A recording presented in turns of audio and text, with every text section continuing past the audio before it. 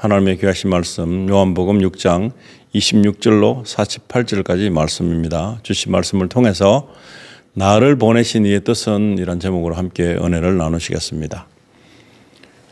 우리 하나님을 믿는 하나님의 백성들은 우리가 예수님을 잘 믿어야 되는데 잘 믿게 되는 그 원인, 동기 이런 여러 것들을 오늘 함께 살펴보기를 하겠습니다.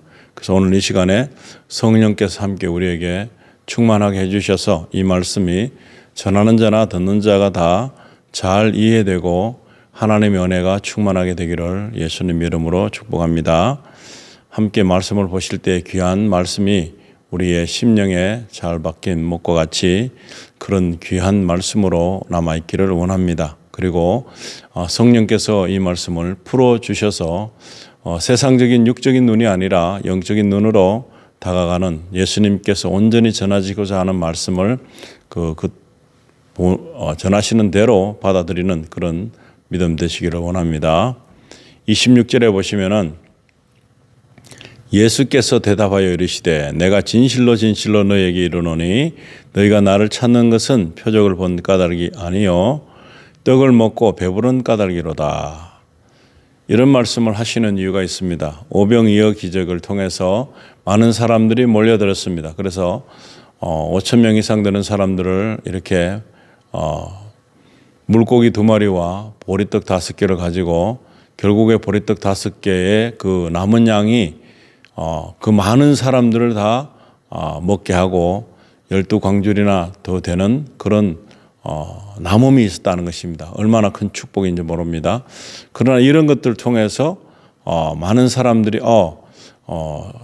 극이 모이는 곳에 가면 먹을 것이 있구나라고 생각하고 그렇게 모여질 수 있습니다. 그래서 예수님께서 오늘 이 주신 말씀을 통해서 시각을 바꾸라는 말씀을 하기도 하고 그리고 믿음에 대한 것을 더 다른 시각의 눈을 가지고 보게 되는 그런 말씀을 우리에게 주신 것입니다. 그래서 표적을 본 까닭이 아니다. 그리고 떡을 먹고 배부른 까닭이로다. 그렇게 말씀하시는 것은 나에게 이익되는 것을 위해서 모인 것이지 결국 예수님께서 전하시고자 하시는 그 예수님을 알고 싶어서 온 것이 아니라 결과물인 배부름을 통해서 얻는 그런 기쁨을 누리기 위해서 오는 것이 아니겠느냐 이런 말씀으로 오늘 저에게 주신 것입니다. 이스라엘 백성들에게 이렇게 말씀하셨을 때에 어떻게 보면은 그들에게는 자존심이 상할 수 있습니다. 배고픔을 해결하기 위해서 왔는 것이 아닌가. 그리고 사람을 어찌 보고 먹는 게 이렇게 치중해서 말씀을 하시는가 하실 수 있습니다만은 어떻게 배가 너무 고프다 보면 자존심이 없어집니다. 그리고 무엇이든지 간에 어떤 비참함도 다 극복할 수 있는 그러한 마음이 생길 수도 있습니다. 배가 고파서 굶주려 있을 때는 누가 뭐라 그래도 배고픔을 해결하기 위해서 일단 먹고 보자 하는 그런 마음이 들 수밖에 없는데 여기 이 백성들에게 말씀하시는 이 예수님의 그 근본적인 취지는 바로 너희가 하나님의 말씀이 없어서 망했다라는 그런 말씀을 구약에도 주셨듯이 하나님의 말씀을 위주로 사는 백성이어야 됨에도 불구하고 이들은 하나님의 말씀대로 살지 않고 육적인 그 생각을 앞세워서 사는 그런 모습을 예수님께서 바로 지적해 주신 것입니다. 27절에 보시면은 썩을 양식을 위하여 일하지 말고 영생하도록 있는 양식을 위하여 하라. 이 양식은 인자가 너희에게 주리니 인자는 아버지 하나님께서 인치신 자니라. 그렇게 말씀하십니다. 특별한 분이심을 신분을 공개하고 있으며 그리고 정말 아무것도 아닌 것에 다 매여서 거기에 맞물려서 돌아가는 이 모든 것들이 어떻게 보면은 우리가 의식주 때문에 하는 것이 아니겠습니까? 그런데 그런 것을 위하여 하는 일수고는 그리 큰 대가성을 지불받지 못하지만 그런 일 말고 영생하도록 있는 양식을 위하여 하라 그랬습니다. 이 양식은 인자가 너희에게 주리니, 인자가 준다고 했습니다. 이 양식, 이 썩지 않을 양식을 말하는 것이고 세상적인 것에서 얻을 수 있는 것이 아니라는 귀한 보화라는 것입니다. 그런데 이 말씀을 하시면서도 이들이 알아듣기를 원하셨겠지만 이들은 오늘날 우리 사는 사람들에게도 동일하지만 못 알아듣습니다. 이 말씀이 무슨 의미를 가지고 있으며 이 주님께서 이 말씀을 하셔서 어떤 결과를 우리에게 주시고자 하시는지 알지 못합니다. 그래서 중요한 열쇠는 바로 하나님을 잘 아는 것. 그리고 하나님을 잘 알려면 성령의 능력이 아니고서는 절대로 알지 못합니다. 많은 사람들은 성경을 읽으면 된다 생각하지만 내 생각대로 읽어서 될 일이면 못 믿을 사람이 하나도 없겠죠. 그리고 설교를 들을 때 듣는다고 해서 다 될 것 같으면 안 믿을 사람이 없을 것입니다. 가장 중요한 것은 믿게 할 수 있는 능력이 필요한데 그것조차도 우리에게 있는 것이 아니라는 것입니다. 바로 하나님이 주시는 보혜사 성령을 통해서만이 이 모든 말씀을 인지할 수가 있다는 것입니다. 나는 글씨를 잘 알고 읽기 때문에 이 말씀을 이해할 수 있다라고 생각할 수 있지만 그렇다면은 지금 예수님께서 말씀하시는 이 장소에 나타난 그들과 다를 바가 없다는 사실입니다. 그렇기 때문에 이 말씀을 들을 때도 지금 예수님이 하시는 그 말씀 가장 큰 목적의 부분에 바로 하나님의 나라, 하나님께서 계신 것과 그리고 예수님께서 하나님께서 지정하신 인치신 그분이 바로 예수라는 사실을 알고 들어야 되는 것입니다. 이것을 그냥 아무렇지 않게 받아들이면 예수님이 진정 누군지 알 수가 없습니다. 28절에 보시면은 그들이 묻되 우리가 어떻게 하여야 하나님의 일을 하오리까. 이제 하나님의 일에 집중을 시키고 계신 예수님께서 인치신 하나님을 거론하시니까 그 인치신 분이 예수님이신데 그러면은 하나님 일을 어떻게 합니까? 물은 이 자체가 모순된 질문일 수도 있지만 이스라엘 백성들은 이미 하나님에게 대한 모든 것이 익숙해져 있습니다. 예전 자기 선조들이 살았던 그 모든 삶의 여정이 하나님과 함께 할 수밖에 없는 그런 흐름으로 왔고 그렇게 사는 것이 맞다고 그런 삶을 살았는데도 불구하고 하나님에 대한 인식이 그리 확실하지 않다는 사실입니다. 오늘 우리는 더더구나 많은 세월이 지났고 이런 과정 속에서 하나님과 예수님 이 하늘나라 이것은 자꾸자꾸 우리와 멀어지는 그런 사실이 되고 마는 것입니다. 우리가 알고 있는 입장에서는 이 이스라엘 시대의 사람 그리고 이스라엘 전에 있던 그 옛날의 사람들은 잘 몰라서 잘 어떻게 보면은 발달되지 못한 사회에 살기 때문에 그런 것을 그냥 맹목적으로 알고 있지는 않았을까 하는 그런 생각으로 우리가 들을 수 있고 볼 수 있을 것입니다. 그러나 그때 당시에도 하나님의 영, 하나님의 천사들이 하나님의 그 모든 것을 지시하시고 이끌어 가시기 위해서 등장을 했다는 사실입니다. 굉장히 많은 선지자들이 그 하나님의 말씀을 지키게 하기 위한 목적으로 이들을 찾아왔다는 사실입니다. 오늘 이 말씀을 하시는 예수님께서도 바로 찾아오신 분, 바로 그분인 것입니다. 그런데 그 모든 것들을 이해하기가 부족한 것은 이들의 눈은 아직까지 영적으로 열리지 못했고 이들의 마음은 아직까지 자신의 육신에 해당하는 모든 것들을 해소하는 그 영역에서 머물러 있었기 때문에 예수님의 하신 말씀을 정말 못 알아들어서 하나님의 일을 어떻게 하면 되겠습니까? 하는 그런 질문을 하게 된 것입니다. 29절에 보시면 예수께서 대답하여 이르시되 하나님께서 보내신 일을 믿는 것이 하나님의 일이니라 하십니다.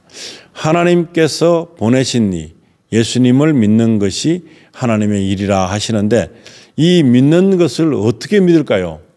무슨 방법으로 믿으라는 사실입니까?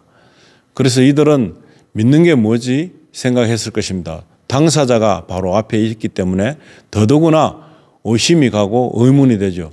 도대체 자기를 하나님 보내신 그분이 바로 자기라고 본인이라고 하면서 나를 믿으라고 하니까 뭘 믿으라 하는가? 나도 사람이고 저 사람도 사람인데 내가 저 사람을 왜 믿지? 뭘 믿지? 이런 생각이 앞설 것입니다. 그렇기 때문에 하늘나라 그 하나님도 믿기 힘든데 하늘에서 온 분이다고 자칭하며 또 하나는 특출한 일을 하죠. 물론 표적과 기사가 일어나죠. 그렇지만 그저 뭔지 모르지만 이 사람은 우리와 좀 다르다 이런 생각 정도를 하고 있을 뿐이지 도대체 누구인가? 왜 자기 자신을 인침을 받은 자라고 하면서 인자라고 하면서 자기를 믿으라. 하나님이 보낸 자가 난데 나를 믿어라. 이렇게 말씀을 하시니까 이게 무슨 말씀인지를 알 수가 없습니다. 30절에 보시면 그들이 묻되 그러면 우리가 보고 당신을 믿도록 행하시는 표적이 무엇이니까? 하시는 일이 무엇이니까?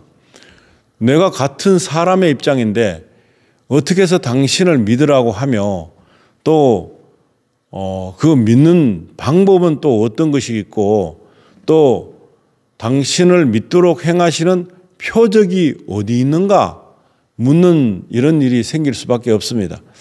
그랬을 때 예수님이 어떤 설명을 하는 것이 가장 이 사람들의 눈높이에 맞을까요?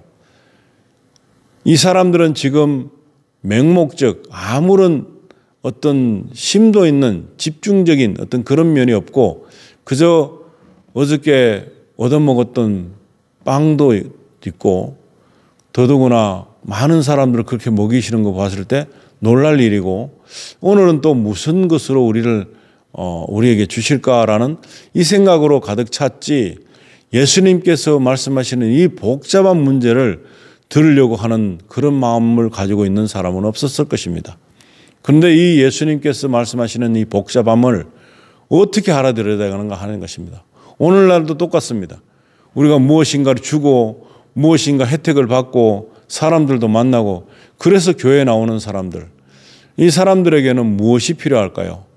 내가 바라고 있는 대로의 모든 것들이 순조롭게 되면 나는 그냥 괜찮은 거고 지금 이 예수님께서 하신 말씀대로 교회에서 이런 식으로 말씀을 드리면 아무도 남아 있을 사람이 없을 것입니다. 도대체 무슨 말씀을 하는지 어떤 뜻으로 이야기하는지 또 예수님을 믿을 수 있는 그 근거를 나타낼 수 있는 표적은 또 어떤 것이 있는지 그걸 이제 물어보는 것입니다. 31절에 보시면 기록된 바 하늘에서 그들에게 떡을 주어 먹게 하였다 함과 같이 우리 조상들은 광야에서 만나를 먹었나이다 그렇게 말합니다. 광야에서 만나를 먹어서 그들이 40년을 광야 생활함에 있어서 부족함이 없이 지낼 수가 있었고 그것은 분명히 하나님께서 주신 것을 인정하고 있습니다. 그러함에도 이런 이상한 일, 사람들이 알아듣지 못할 수밖에 없는 그런 또 다른 어떤 수준 높은 무언가가 받아들일 수 없는 그런 입장에서의 조달함을 받았습니다. 그렇다면 조상들은 광야에서 만나를 먹었는데 그렇다면 하늘에서 그들에게 떡을 먹게 했다. 그런데 지금 이 예수님께서 계속 같이 나눠 먹던 떡을 통해서 나누시는 이야기인데 계속 떡입니다. 떡. 그때 당시엔 빵이었겠죠. 빵이지만 도대체 이걸 통해서 어떤 것을 보여주시려나 어떤 말씀을 하시는가 도대체 이게 무슨 의미를 가지고 있는 것인가 그걸 명백히 짚어주시길 원하는데 이 듣는 사람은 이해가 되지 않습니다. 도무지 무슨 말씀을 하고 계신지 알 길이 없습니다. 그럼에도 불구하고 언제 떡을 가지고 뭘 만들어 주실 것인가? 아니면 어떤 빵을 주실 것인가? 광야에서 먹었던 만나 같은 그런 것이 언제 그러면 그런 것도 내가 맛볼 수 있을까? 이런 굉장한 상상이 있을 수 있지 않나 생각합니다. 32절에 보시면 예수께서 이르시되 내가 진실로 진실로 너희에게 이르노니 모세가 너희에게 하늘로부터 떡을 준 것이 아니라 내 아버지께서 너희에게 하늘로부터 참떡을 주시나니 그랬습니다. 생명을 연명하기 위해서는 음식이 필요합니다. 그런데 여기서는 그냥 일반적으로 먹었던 만나 정도가 아니라 일시적으로 배고픔을 해결했던 그 풍족함을 누리는 그 정도가 아니라 하늘로부터 참떡을 너희에게 준다는 것입니다. 참떡을 주신다. 그래서 33절에는 하나님의 떡은 하늘에서 내려 세상에 생명을 주는 것이니라. 생명을 주는 것이다. 그렇게 말씀하십니다. 생명을 주는 것이다. 우리가 이렇게 살아가는 데 있어서 정말 중요한 부분들이 많습니다만은 생명을 잃게 되면 다 무용지물이고 소용이 없는 것입니다. 그런데 지금 예수님께서 말씀하시는 이 내용은 사람들이 알아듣지 못하는 수준의 언어이라고 봅니다. 말은 말이고 그렇지만 언어인데도 불구하고 이들은 왜 못 알아들을까? 오늘날 우리가 예수를 믿는다고 하지만 내가 생각하는 예수님을 믿는 것, 그 방법으로 예수님을 이해해서는 안 되고 하나님께서 주신 말씀을 통해서 예수님과 하나님과 하늘나라를 이해할 수 있어야 됩니다. 그렇게 이해할 수 있으려면 예수님께서 그 이해할 수 있는 방법이 바로 성령이라는 것입니다. 성령을 받으라고 말씀하시면서 이 땅을 떠나셨는데 그때 당부하신 그것이 바로 이 열쇠라는 것입니다.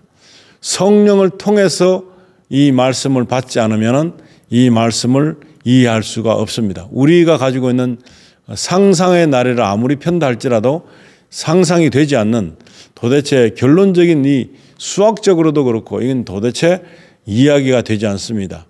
어떻게 떡이 세상에 생명을 주는 것이라고 말씀을 하시는지 알지 못하고 있는 이들에게 오늘날 우리들에게 이제 그 말씀을 자꾸 비춰주시는데 집중되고 있는 부분이 예수님이라는 것입니다.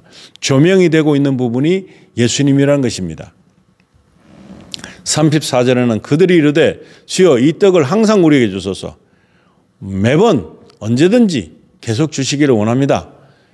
참떡이기 때문에 그리고 너무너무 중요한 음식이잖아요. 그래서 그런 참떡을 주신다. 만나보다도 더한. 그러니까 이스라엘 백성들이 만나만 먹었어도 그럭저럭 40년을 지냈는데도 불편함이 없었는데 이제 그것보다 더한 아버지 하나님께서 주시는 놀라운 생명의 떡을 준다고 하니까 이들은 귀가 번쩍 뜨이는 것입니다. 그런데 이것이 세상적인 인지도 안에서 이해를 하고 있기 때문에 도저히 아직도 이해가 되지 않고 있습니다. 떡을 항상 우리에게 주소서 합니다. 그래서 35절에는 예수께서 이르시되 나는 생명의 떡이니 내게 오는 자는 결코 줄이지 아니할 터이요 나를 믿는 자는 영원히 목마르지 아니하리라. 예수님이 지금 여기 앉아서 같이 계시면서 이런 말씀을 하는 것입니다. 많은 사람들이 듣고 있어요. 그런데 그 듣고 있는 이 사람들이 무슨 말씀을 하시는가? 나는 생명의 떡이다 그럽니다. 나는 생명의 떡이다. 생명의 떡이다. 뭐 그냥 우리와 동일한 사람일 뿐인데 어떻게 생명의 떡이 될 수 있는가? 이런 의문이 가득하면서 듣고 있었겠죠. 그런데 이제 예수님께서 내게 오는 자는 결코 줄이지 아니할 터이요 그럽니다. 지금 와 있죠. 많은 사람들이 예수님 앞에 나와 있습니다. 그리고 내게 오는 자 무슨 말씀인가? 내게 오고 믿고 그런 것이 어떤 수준을 말하는가를 아직도 모르게 그렇게 말씀을 어렵게 하십니다. 그리고 나를 믿는 자는 영원히 목마르지 아니하리라. 야, 이게 참 어렵습니다. 예수님이 그러면 신이라고 할지라도 어떻게 그런 여러 가지를 통해서 어떻게 증명할 것인가를 아마 굉장히 신중하게 보고 듣고 있었을 것입니다. 그래서 36절은 그러나 내가 너희에게 이르기를 너희는 나를 보고도 믿지 아니하는도다 하였느니라. 예수님을 보죠. 지금 바로 앞에서 만나고 있죠. 그런데도 너희는 나를 믿지 않을 것이다 라는 말씀을 하십니다. 참 어렵습니다. 이건 이야기가 되지 않는 그 어떤 맥락이 없는 그 예수님 당사자가 본인이 나에게 오라, 나를 믿어라, 나는 생명의 떡이다. 그리고 그렇지만은 너희는 나를 보고도 믿지 아니하는도다. 보고도 못 믿는 것입니다. 믿을 수가 없는 것입니다. 특출난 부분이 없기 때문에 믿을 수가 없는 것도 있겠죠. 그래서 37절에서는 아버지께서 내게 주시는 자는 다 내게로 올 것이요 내게 오는 자는 내가 결코 내쫓지 아니하리라. 이 또한 오늘날에도 해당됩니다. 많은 사람들이 어디를 가고 무엇인가를 믿는다고 하고 그렇지만 예수님을 믿는다고 하는 사람들조차도 어떻게 믿는지도 몰라요. 어떻게 예수님께 나아가는지도 몰라요. 그렇다면 지금 이 말씀을 나누시는 예수님 앞에 앉아있던 사람들, 그 이스라엘 백성들과 무엇 다를 게 있습니까? 보고도 믿지 않는데 지금 보이지도 않는 예수님을 기록된 말씀으로 된 그 사실을 가지고 믿으라고 하는 이 모든 것들이 못쓴 덩어리일 수밖에 없다는 사실입니다. 그래서 지금도 여러분들은 무엇을 믿고 있습니까? 어떻게 믿고 있습니까? 예수님에게 어떻게 나아가고 있으며 하나님께서 보내신 귀한 자로서의 역할을 감당하고 있는지 한번 생각해 보시기 바랍니다. 아버지께서 내게 주시는 자, 하나님 아버지께서 택하셔서 예수님을 만나게 하는 그런 사람들, 그런 자는 다 내게로 올 거다. 내게 오는 자는 내가 결코 내쫓지 아니하리라. 예수님께로 온다는 것입니다. 예수님께로 온다. 그 예수님께로 오게 된 동기도 하나님 아버지께서 보내주시는 자가 되는다는 사실입니다. 그리고 오는 자는 결코 내쫓지 않는다. 그렇게 약속하십니다. 그리고 38절에는 내가 하늘에서 내려온 것은 내 뜻을 행하려 함이 아니요 나를 보내신 이의 뜻을 행하려 함이니라. 더욱더 황당해집니다. 지금 같이 앉아있는 어떤 사람과도 다를 바가 없는 그 예수님께서 내가 하늘에서 내려왔다 그럽니다. 내가 하늘에서 내려왔다.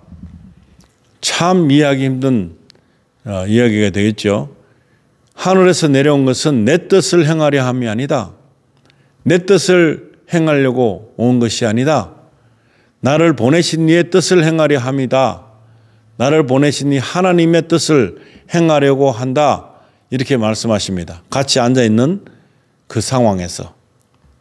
그래서 39절에 나를 보내신 이의 뜻은 내게 주신 자 중에 내가 하나도 잃어버리지 아니하고 마지막 날에 다시 살리는 이것이니라.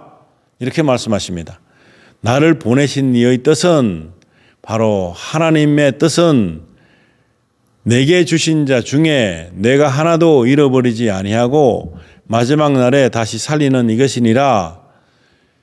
구원을 위해서 오셨다는 것이죠. 근데 예수님께서 이렇게 쭉 말씀하시는 그 맥락 속에 생명의 떡이고 참 떡이고 하나님의 아들이고 하나님의 일을 위해서 오셨고 그런 여러 가지 중에서 가장 중요한 것은 내게 오는 자 중에 내가 하나도 잃어버리지 아니한다. 마지막 날에 다시 살리는 그러한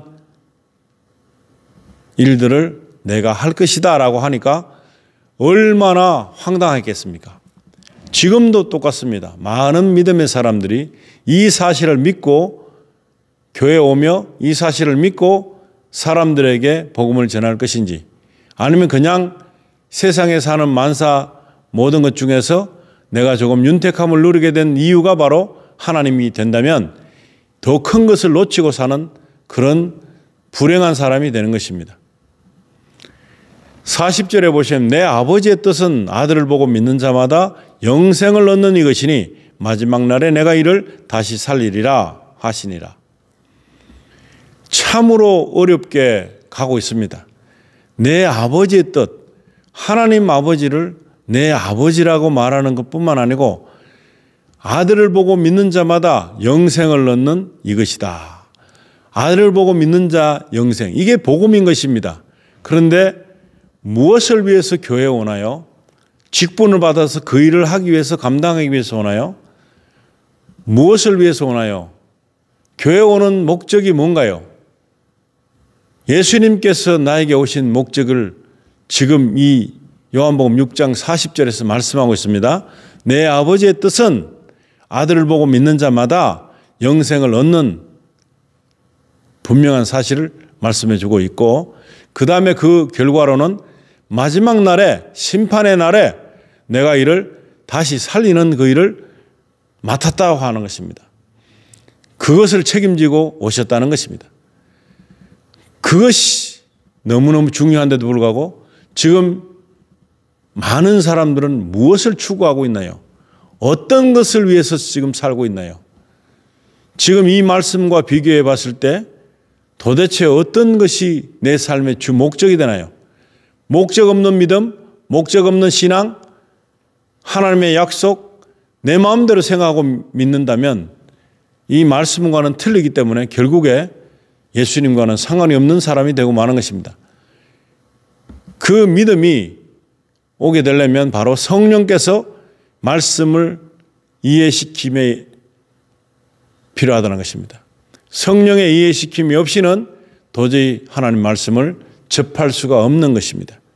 우리의 인간이 가지고 있는 지각인 그 수준 가지고는 이해할 수 없는 말씀을 지금 하고 계시다는 것입니다. 41절에 보시면은 자기가 하늘에서 내려온 떡이라 하심으로 유대인들이 예수에 대하여 수군거려. 다 똑같죠. 지금 앞에 있는 이 사람이 하늘에서 내려온 떡이라 하신 것뿐만 아니고 하나님을 자기 아버지라 말하고 생명의 떡이 자기라 말하고 하나님께서 인치셔가지고 인자라고 말씀하고 계시고 얼마나 마지막까지도 책임지는 그러한 일을 도맡아 오신 분이다. 특별한 사명을 띠고 오신 분을 접하고 있는데 별 다를 바 없는 우리와 동질성을 가진 사람일 뿐이라는 것을 생각할 때 유대인들은 도대체 이 사람이 누구인가 할 것입니다. 42절에 보시면 이르되 이는 요셉의 아들 예수가 아니냐, 그 부모를 우리가 아는데 자기가 지금 어찌하여 하늘에서 내려왔다 하느냐. 참으로 안타까운 일입니다.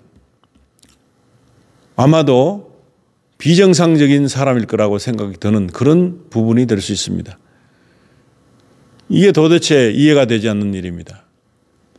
그런데 43절에 보시면 예수께서 대답하여 이르시되 너희는 서로 숭그리지 말라. 예수님이 보시니까 당연히 그런 질문을 가질 수 있죠. 그런 질문이 왜 있는지도 아시고 계시죠. 그런데 이렇게 분명히 우리는 요셉의 아들 예수로 알고 있는데 이 하나님의 아들이고 정말 이 마지막까지 책임지는 일은 엄청난 사람이라고 자신이 말하니까 말도 안 된다고 생각하고 있겠죠. 44절에 나를 보내신 아버지께서 이끌지 아니하시면 아무도 내게 올 수 없으니 오는 그를 내가 마지막 날에 다시 살리리라. 야, 끝까지 그 사람들이 볼 때는 끝까지 고집하는 것이죠. 도대체 이 사람이 누구길래 나를 보내신 아버지께서 이끌지 아니하시면 아무도 내게 올 수 없으니 그렇게 말합니다. 야, 이거 정말 큰일 났습니다. 너무너무 황당하기 짝이 없는 일을 말씀하고 있으면서 마지막 날에 다시 살리는 그런 능력을 가지고 있다는 것입니다. 이들이 물었지요. 그러나 이제 물었지만 하나님의 일을 하기 위해서 어떤 표적이 필요합니까? 했을 때 어떤 표적을 제시할 것입니까? 이렇게 제시문을 물었습니다. 그랬을 때 예수님께서 정확한 답을 합니다.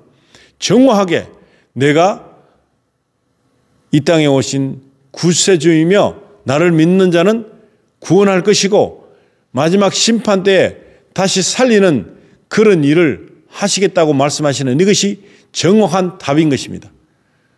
정확한 답을 제시했는데도 불구하고 이들은 물음을 잊어버리고 지금 이 예수님께서 말씀하시는 여기에 집중해서 저 사람이 뭔데 이것에 집중해 있기 때문에 이 모든 답들도 보이지 않습니다. 들리지도 않습니다. 45절에 말씀하십니다. 선지자의 글에 그들이 다 하나님의 가르치심을 받으리라. 기록되었은즉 아버지께 듣고 배운 사람마다 내게로 오느니라.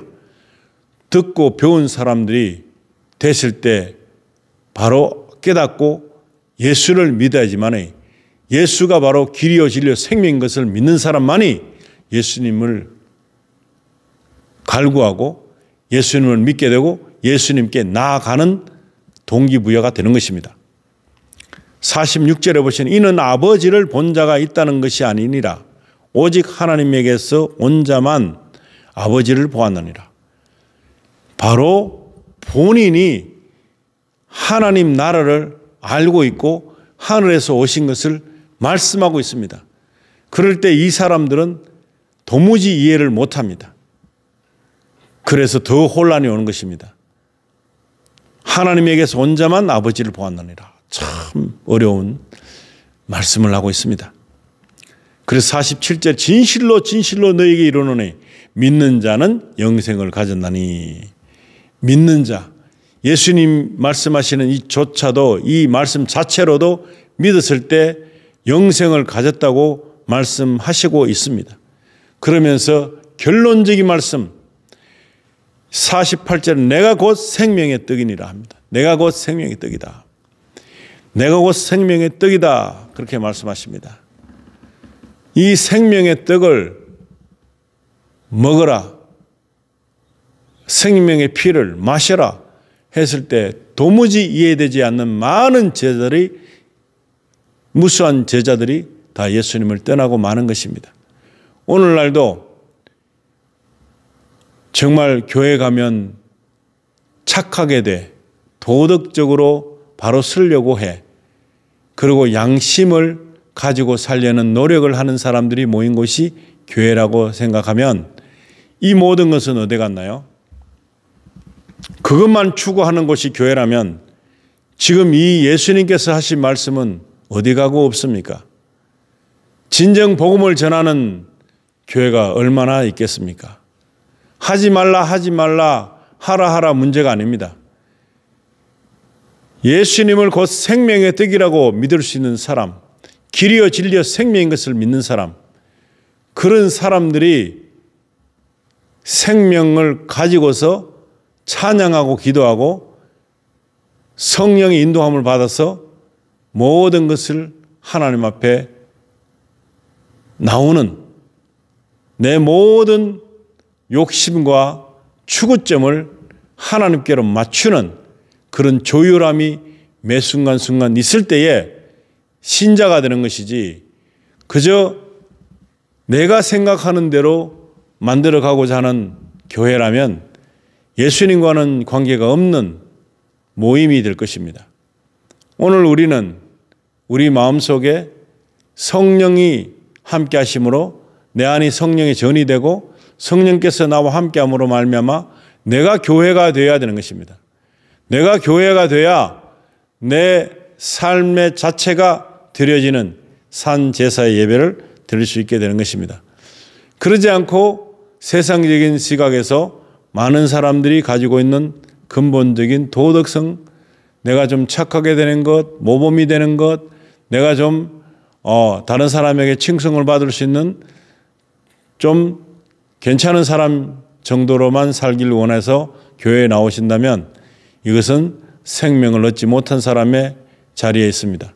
영생의 자리에서 있는 것이 아니라 생명을 얻지 못하고 다른 어떤 사람보다 좀 나은 사람의 위치는 될지 몰라도 예수님을 모르는, 하나님 모르는, 하나님 나라와 관계가 없는 마지막 날에 건짐을 받지 못하는 자리에 있는 모든 사람들은 지금 박차고 일어나서 하나님이 말씀하고 계신 그 말씀대로 따르기를 소망하는 믿음을 가지고 이제 예수께서 하신 말씀대로 나를 보내신 이의 뜻을 행하는 예수님, 내가 예수를 믿게 되면 예수님을 믿게 됨으로 말미암아 예수님께서 하시고자 하시는 일을 내가 하는데 동참하는 그런 귀한 사람이 되는 것이 신앙의 사람이 되는 것입니다. 오늘 저와 여러분이 이런 귀한 말씀을 통해서 바로 믿고 바로 알고 바로 행하는 그런 귀한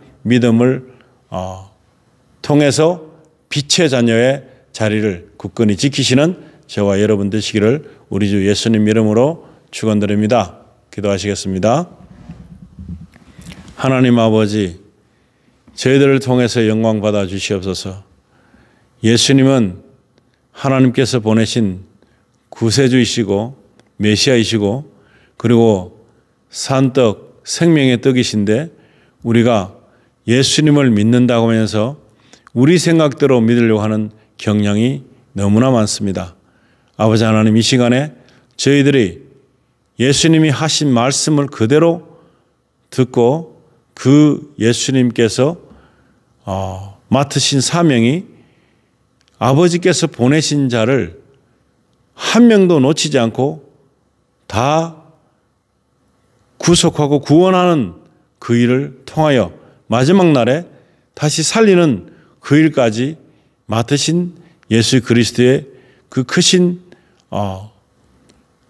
모든 사명을 우리를 통해서 하시기를 원하시는데 우리가 그에 부합한 그런 일을 감당할 수 있도록 먼저 은혜를 주시고 성령으로 채워주셔서 우리의 지식과 경험으로는 알 수 없는 일들이지만 성령의 능력으로 이 모든 사실을 믿는 믿음을 저희들에게 허락해 주시기를 간절히 원합니다.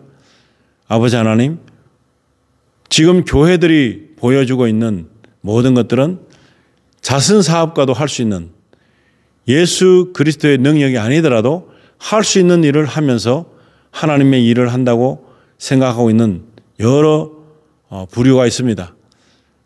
우리가 한 사람 한 사람이 교회인데 그 교회가 다 모여서 정말 진정으로 하나님 나라를 이루는 데 있어서 부족함이 없게 하시고 아직도 하나님 아버지께서 보내셨지만 예수께로 들어오지 못한 많은 심령들이 있습니다. 그들을 찾아내서 우리가 때를 얻든지 못 얻든지 그들에게 구원의 복음을 전하는 저희들 다 되게 하시고 정말 믿음으로 우리가 마지막 날에 부끄러운 일을 당하지 않는 그런 믿음의 소유자가 다 될 수 있도록 축복해 주시기를 간절히 바라며 우리 주 예수 그리스도 이름으로 기도드리옵나이다. 아멘.